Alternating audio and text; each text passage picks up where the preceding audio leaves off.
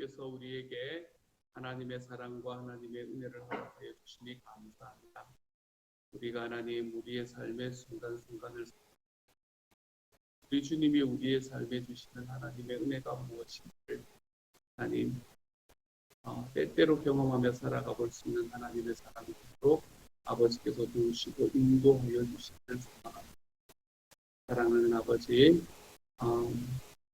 특별히 지금 우리 교회에서 이어지고 있는 우리 구봉경선교사님을 위한 중보기도, 금식하는 중보기도 하나님께서 지켜주시고 하나님이여 정말 우리 구봉경선교사님 그 마음속에 그 몸에 하나님께서 하나님의 은혜와 하나님의 복을 허락하여 주시기를 소망합니다.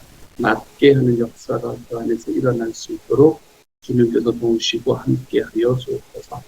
사랑하는 주님, 하나님께서 오늘의 말씀 속에서도 저희들에게 은혜 다하시고 하나님의 말씀 속에서 우리 주님이 우리에게 이야기하고자 하는 그 메시지를 분명히 붙들고 받고 하나님 앞에 오늘 하루를 살아가는데 부족함이 없는 하나님의 사람들이 될 수 있게 하여 주시며 주님께서 우리의 삶에 기도하는 모든 기도에 응답하시는 역사를 하나님 오늘의 말씀 속에서 받아 누릴 수 있는 시간 될 수 있도록 주여 도와주옵소서. 모든 말씀 우리 주님 예수님 이름으로 기도드립니다. 아멘.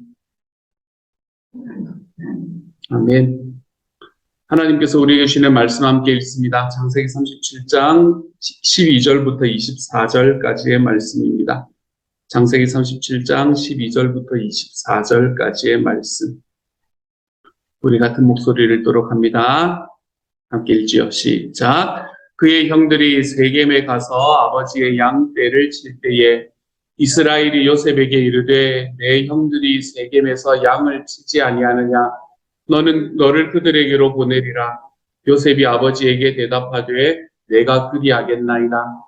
이스라엘이 그에게 이르되 가서 내 형들과 양떼가 다 잘 있는지를 보고 돌아와 내게 말하라 하고 그를 헤브론 골짜기에서 보내니 그가 세겜으로 가니라. 어떤 사람이 그를 만난즉 그가 들에서 방황하는지라.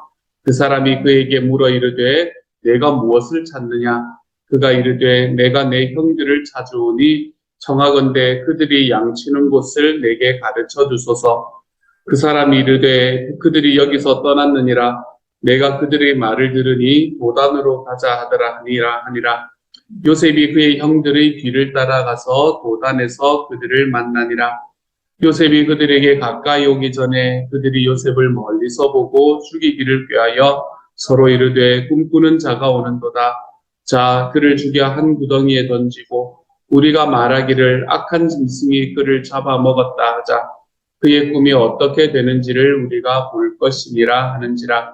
르우벤이 듣고 요셉을 그들의 손에서 구원하여 하려 이르되 우리가 그의 생명은 해치지 말자. 르우벤이 또 그들에게 이르되 피를 흘리지 말라. 그를 광야 그 구덩이에 던지고 손을 그에게 대지 말라 하니 이는 그가 요셉을 그들의 손에서 구출하여 그의 아버지에게로 돌려보내려 함이었더라.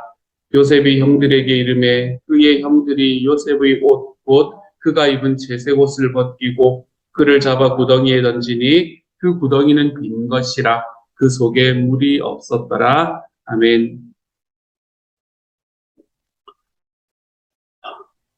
채색 옷을 입은 요셉은 마치 귀족 같은 존재, 그리고 그 가족의 전체적인 이 장자의 역할을 맡는 그런 느낌의 그런 옷이 바로 채색 옷이다라고 제 말씀을 드렸습니다.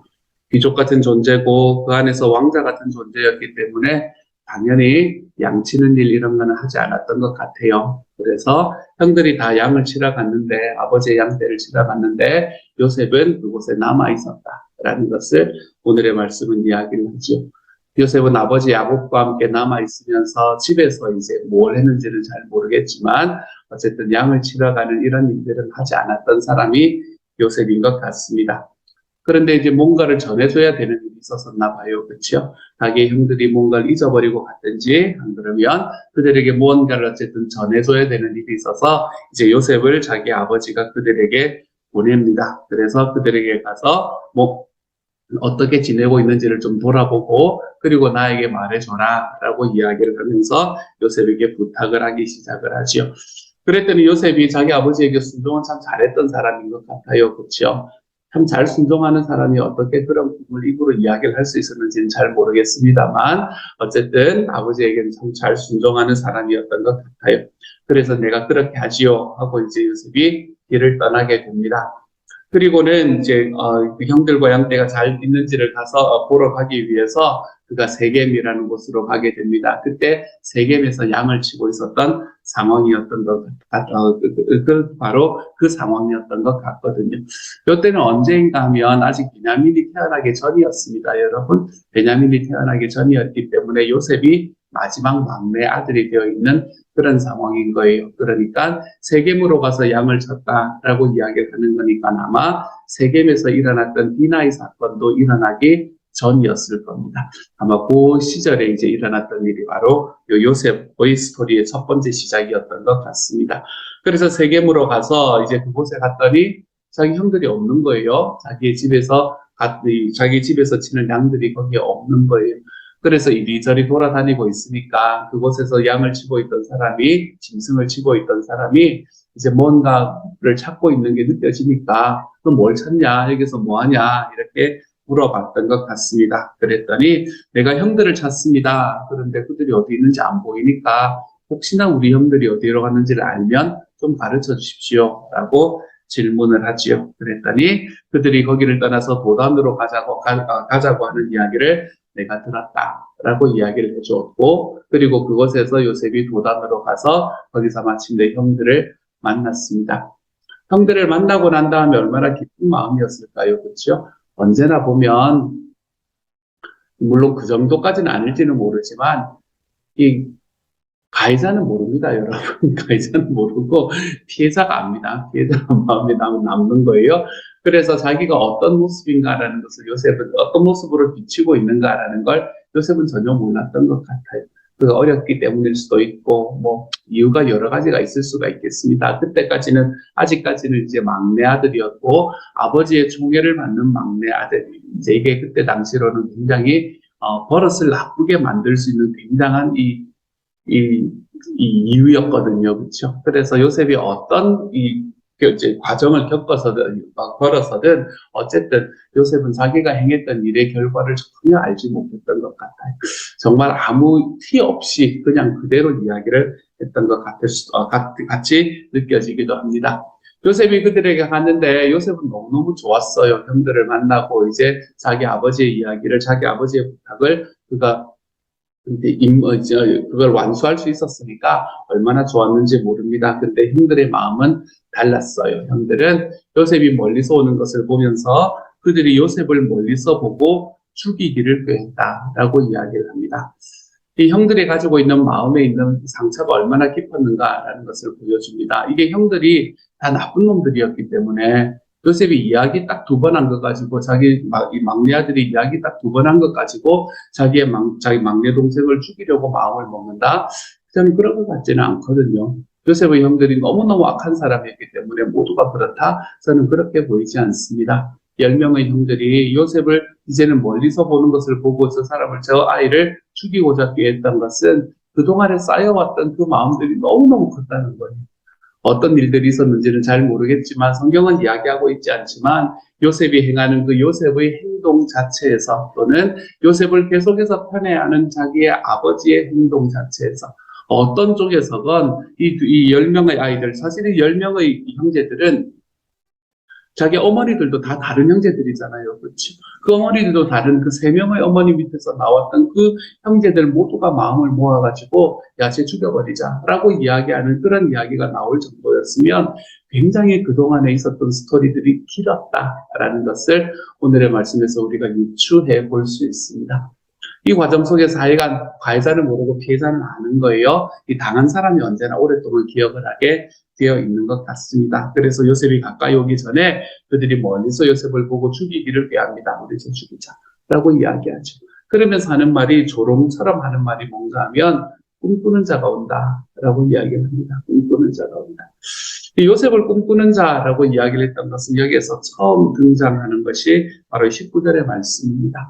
요셉은 요셉을 꿈꾸는 자라고 이야기를 하는 이 이야기는 자기 형들이 요셉을 조롱하는 이야기로부터 시작이 되는 것을 볼 수 있게 되네요. 그리고는 이제는 그를 죽여서 한 구덩이에 던지고 한 짐승이 그를 잡아먹었다고 아버지에게 이야기를 하자. 그러면 그의 꿈이 어떻게 되는지를 우리가 볼 것이다 라고 이야기를 하지요. 근데 루벤이 그 이야기를 들으니까 제일 큰형이잖아요. 그렇죠? 자기 아버지한테 가서 이야기해야 될 사람도 자기 일도 뻔하거든요.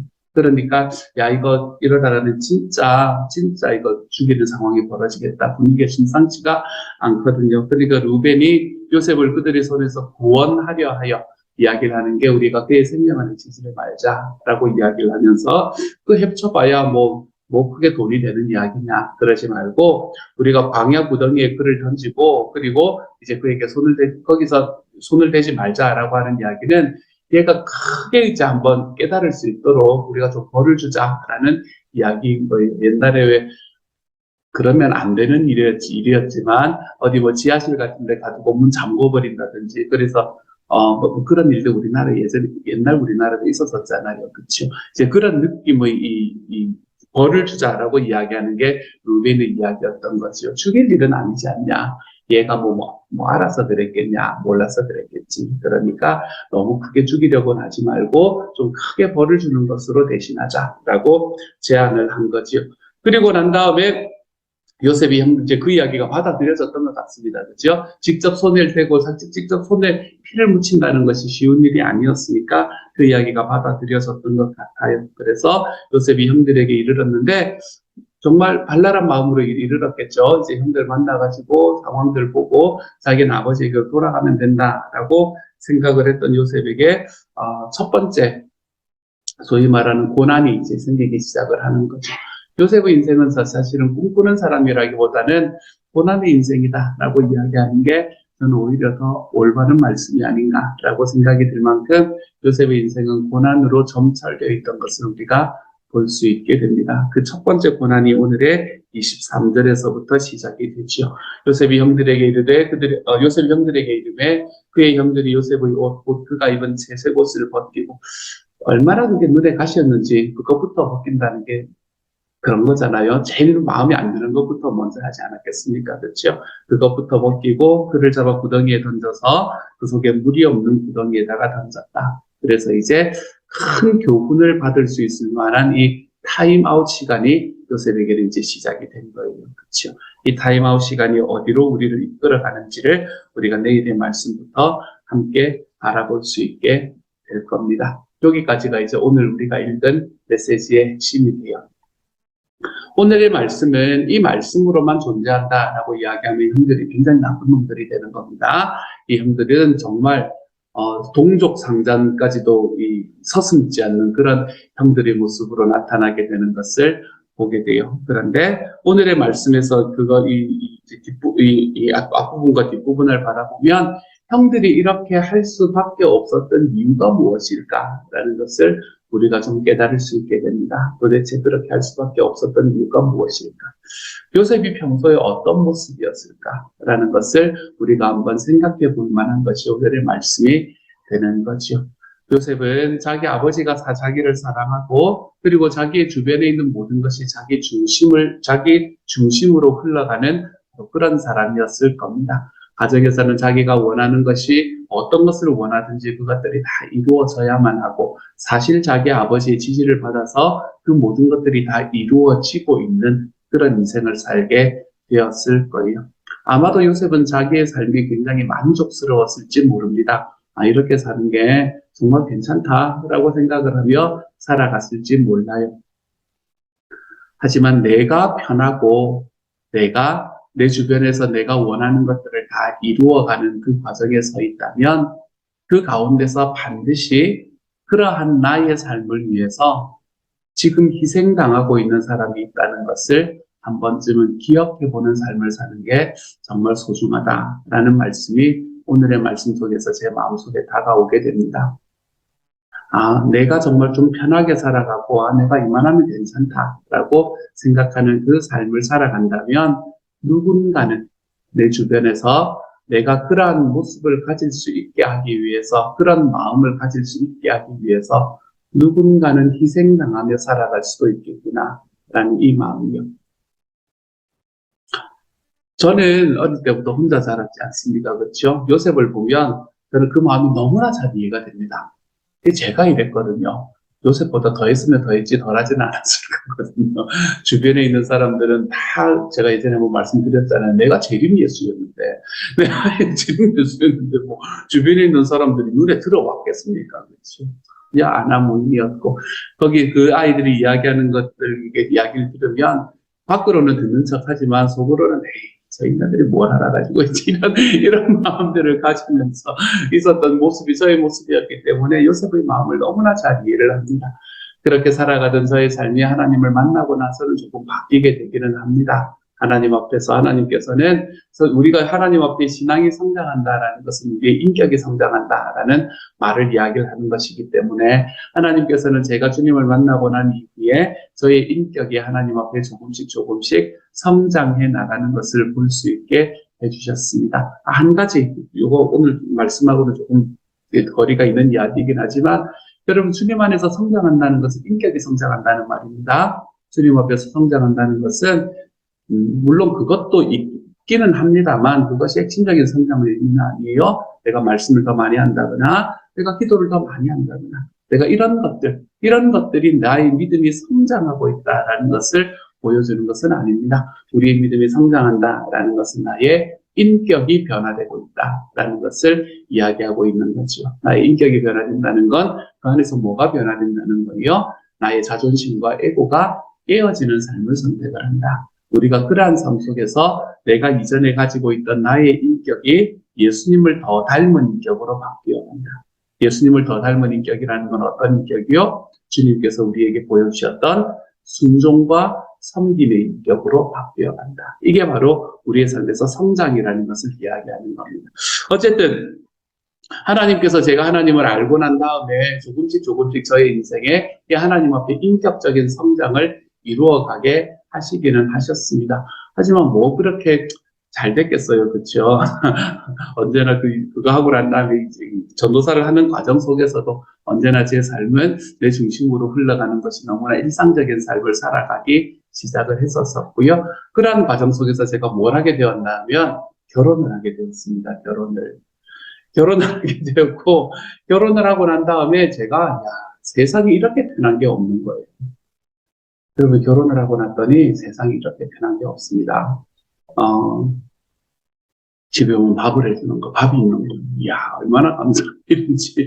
요즘은 제가 밥만 있으면 된다 이렇게 하지만 그때는 반찬도 요구를 할 때였거든요. 아직까지는 반찬도 요구를 할 때였는데 어쨌든 집에 뭐 밥이 있는 거예요. 같이 어디 밖에 나갔다가 들어오면 집에 오면 이야기할 사람이 있는 거예요. 그때까지만 해도 저는 혼자 자랐기 때문에 그냥 방 안에서 혼자 앉아가지고 이제 혼자서 시간을 보내는 게 너무나 익숙해졌는 그런 삶이었는데 방에 오니까 이야기할 사람이 있는 거예요. 내가 무언가를 해달라 그러면 그냥 즉각 해주는 사람이 있는 거예요. 제가 얼마나 편안했는지 모릅니다. 이런 게 있었네 라는 생각을 하면서 진짜 편안하게 살았던 그 몇 년의 시간을 보냅니다.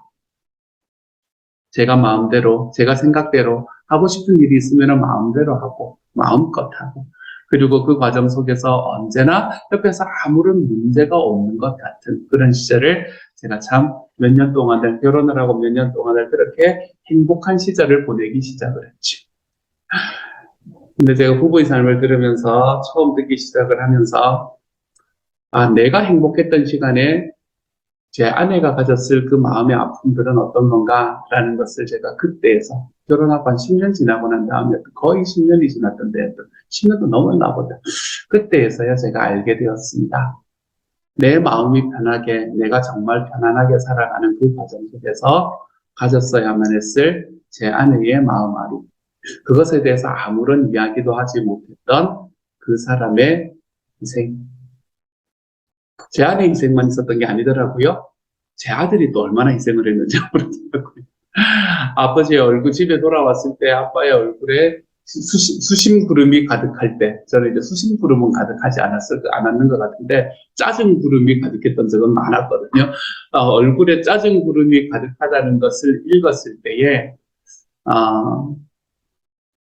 학교에서 돌아오고 난 다음에 저한테 이야기를 제대로 붙이지도 못하고 2층으로 조용히 발걸음도 조용히 올라가야만 했던 그런 모습을 보였던 우리 아들은 저를 위해서 얼마나 많이 희생하고 있었는가.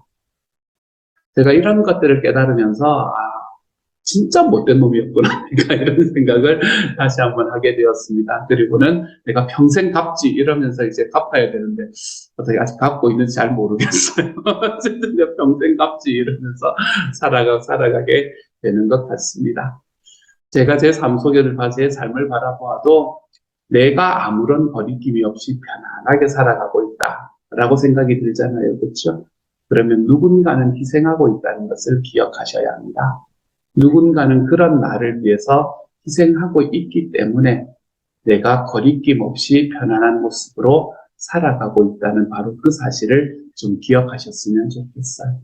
그래서 우리의 삶에 내가 함께 공동체를 만들어서 공존한다라는 이야기는 내가 내 뜻대로 내 마음대로 편안하게 살아가는 삶을 선택한다는 말이 아니라는 사실을 좀 기억하시기를 소망합니다. 요셉은 너무나 편안하게 살았지만 그렇게 편안하게 살아가는 요셉, 아무런 티가 없이 살아가는 이 요셉의 주변에서 마음앓이하고 힘들어하고 아파했던 이 형들의 모습을 우리가 좀 바라볼 수 있기를 소망합니다. 물론 이들이 그런 마음을 가졌다고 해서 이들의 행위가 정당화되는 것은 절대로 아닙니다. 이렇게 해서는 안 되는 일이었지요. 그럼에도 그들의 마음속에 있었던 그 상처가 얼마나 컸을까라는 것을 한 번쯤 돌아볼 수 있는 시간이 되었으면 좋겠어요. 여러분의 주변에는 그런 사람이 없습니까? 내가 편안해지기 위해서 지금 희생당하고 있는 사람은 없습니까? 만약에 그런 사람이 있다면 하나님께서 기억나게 하신다면 여러분 하나님 앞에 한번 회개해 볼 수 있는 시간이 될 수 있기를 소망합니다. 사랑하는 주님, 주님께서 내가 요셉이기 때문에 내 주변에 형들처럼 그렇게 마음앓이 하고 있는 사람이 저희 주변에서 보인다면 그것을 하나님께서 보여주시면 주님, 제가 그것에 대해서 하나님 앞에 회개하며 걸어가기를 소망합니다.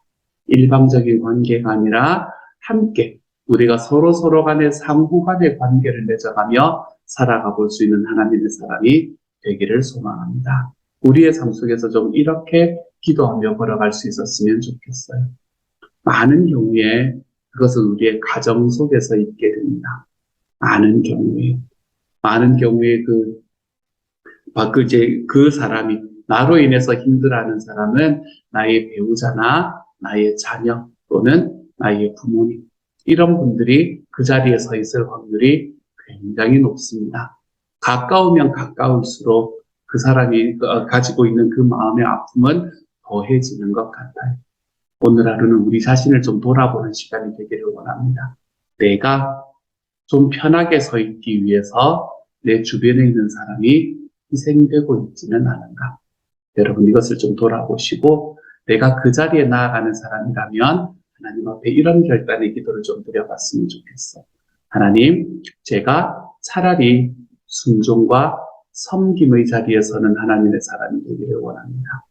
그래서 제가 주님 앞에서 인격적으로 성숙해 갈 수 있는 하나님의 사람이 되어가기를 소망합니다. 내가 요셉과 같은 이런 아버지의 사랑을 충분히 받는 이런 사랑까지 내가 다 받지 못한다 하더라도 하나님, 제가 하나님 앞에서 섬김과 순종의 삶을 선택해서 하나님 앞에 인격적으로 성장해 나가는 하나님의 사람이 되기를 소망합니다. 우리의 마음으로, 우리의 삶으로 이러한 마음으로 하나님 앞에 나아가 볼 수 있는 오늘 하루가 되어 가시기를 우리 주님 이름으로 축복합니다. 함께 한번 기도하도록 하지요. 사랑하는 하나님, 내가 편하다라고 생각이 든다면 누군가는 희생하고 있겠구나 라는 것을 돌아볼 수 있게 하시기를 소망합니다. 사랑하는 하나님, 나와 함께 있는 소중한 사람의 희생으로 나의 삶을 편안하게 살아가는 삶이 아니라 내가 차라리 주님을 아는 사람이고 주님을 믿는 사람으로서 내가 주님께서 우리에게 보여주신 순종과 섬김의 삶을 선택하며 걸어가는 하나님의 사람이 좀 되어가게 하여 주옵소서. 편안이 아니라 평안을. 하나님, 예전에 궁서로 오셨던 목사님 이야기해 주셨던 이 메시지가 하나님이 우리의 삶에 들어오게 하여 주셔서 나의 편안함을 위해서 누군가를 희생하는 삶이 아니라 함께 우리가 공존해 가는 삶을 살아가기 위해 섬김과 순종의 삶을 선택해 볼 수 있는 하나님의 사람으로 걸어가는 오늘 하루가 우리의 평생이 될 수 있도록 주여 도와주옵소서. 모든 말씀 우리 주님 예수님 이름으로 기도드립니다. 아멘. 하늘에 계신 우리 아버지여, 이름이 거룩히 여김을 받으시오며 나라 임하옵시며 뜻이 하늘에서 이룬 것 같이 땅에서도 이루어지이다. 오늘날 우리에게 일용할 양식을 주옵시고 우리가 우리에게 죄 지은 자를 사하여 준 것 같이 우리 죄를 사하여 주옵시고 우리를 시험에 들게 하지 마옵시고 다만 악에서 구하옵소서. 대개 나라와 권세와 영광이 아버지께 영원히 있사옵나이다. 아멘.